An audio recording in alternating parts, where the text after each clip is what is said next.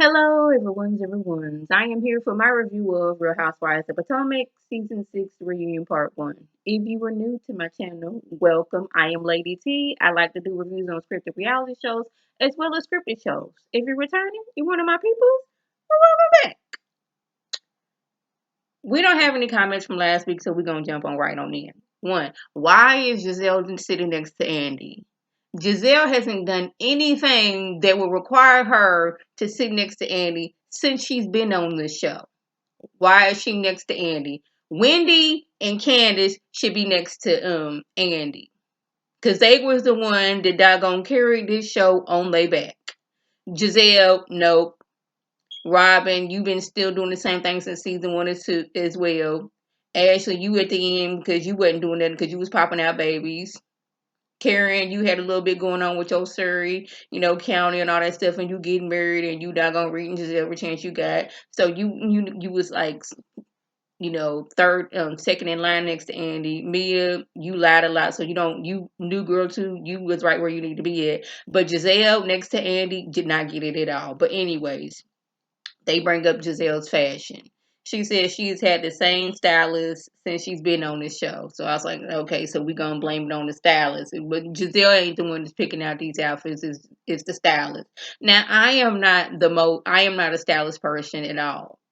Far from it. But it's something like, yeah, that just don't look right and I'm not gonna do it. But Giselle, she likes a lot of different colors along with her house and her clothes. So maybe I should be judging since I ain't, that ain't me. But I did almost fall out when Candace was like, well, basically, people don't really like what you wear. What I wear, most people would like. You, not so much. I was like, you better tell her, Candace. You better tell her. We move on to Mia. Mia wants us to believe that she didn't fall in love with G until after, he had helped one of her, I guess, fellow stripper or a friend of hers who was like, I guess when something was going on at Haiti and, G swooped in and helped the friend out. And that's when she was like, ooh, I think I love him. Before that, he was just, the dude that was walking around the club barefooted, paying me $10,000 for me to talk in my ball gown. But I was like, he was walking around the club barefooted? That's nasty. That's nasty. I don't know. I don't even walk around my house barefooted. My floors is clean. It's just that I just don't. I have to have house shoes on. I don't even like just having socks on. I like to have house shoes on. It's just that the floors be cold and everything, and you outside with shoes on. You coming inside. You walking around this establishment with barefoot. Okay. And she also admits that she was a stripper. After she told us she's a stripper, she was a stripper. But then it was, I worked at a strip club, we wore ball gowns, and we didn't take off our clothes. We know it was a upscale establishment where they were serving lobster and steak. I'm like, a regular, smuggler strip club, a low end one can do the same thing, and y'all not in gowns. But I guess, lobster and steak was high end for that place. But okay, anyways. Then it was, yes, I was stripping. She was stripped down to her like bra and boy shorts. I was like, see, this is what we talking about. You always lying. You said you was a stripper, but you didn't take off your clothes. But now you talking about something. Well, I didn't get the finish telling y'all what I was talking about. It's like, no, it's because you always lying. If you would just come out straight with it, yep, I was a stripper. That's how I was able to snag G. That's how doggone I was able to start running his companies because he was getting older. Bam, boom, bam. Then she talking about some G owned McDonald's and stuff like that, and he sold him and all that stuff, and he invested into her business because she always going about how she a boss and all that other stuff and everything. Like she built the businesses from the ground up. Now it's looking like G had these businesses. You came along. Okay, I'm married to him now. I have a task and now popping in every once in a while, barking out a few orders and going about my business. Long story short, Mia just lied about just about everything she said on the show, basically.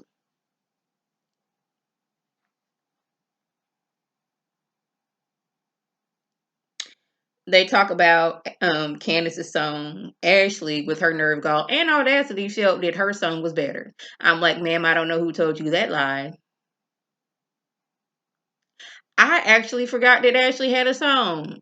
I don't know whatever happened to it, but Candace's song and Candace's vocals, it beat you out the park, Ashley. And I just want you to know that.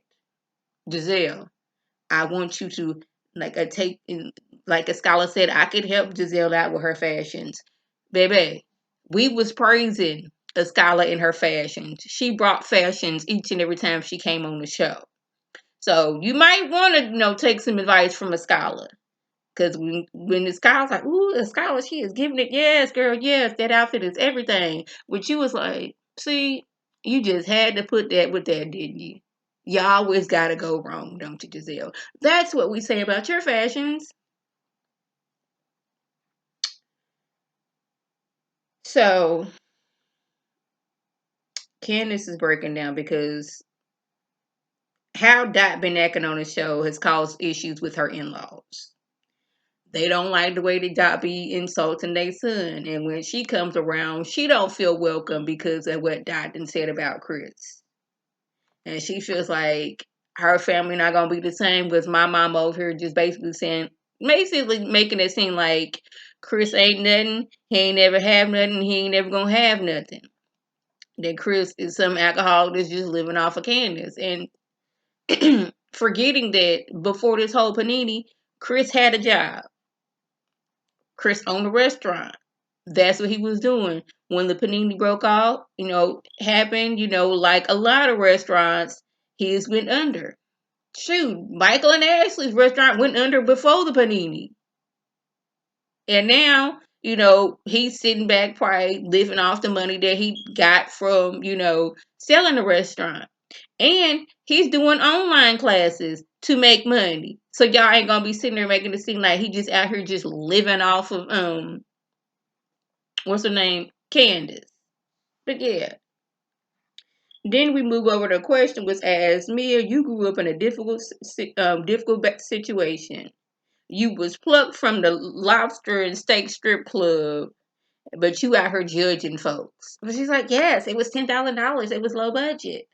I'm like, this girl spent $10,000 for her own money. It wasn't like she had the record labels backing. She was funding all of this herself.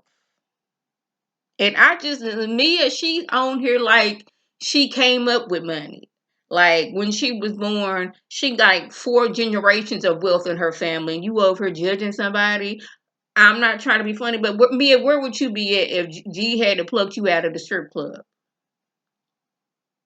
And you wanted to be out here doing something on your own. Just saying.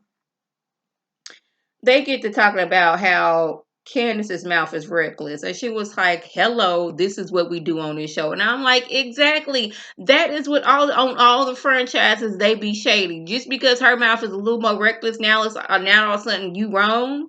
Like, no ma'am. Then Andy brings up Monique attacking Candace. I was like, it wasn't even Candace's mouth that caused Monique to attack her.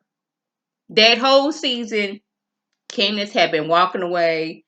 She apologized numerous of times. And this one time she was like, she was not gonna like, you sleep, I'm sleepy, I'm going to sleep. And Monique could not handle the fact that Giselle and Robin, the cool girls, was over there laughing at her. It wasn't even her mouth. She didn't even say nothing reckless to cause Monique to attack her. So I don't even know why you bringing that up.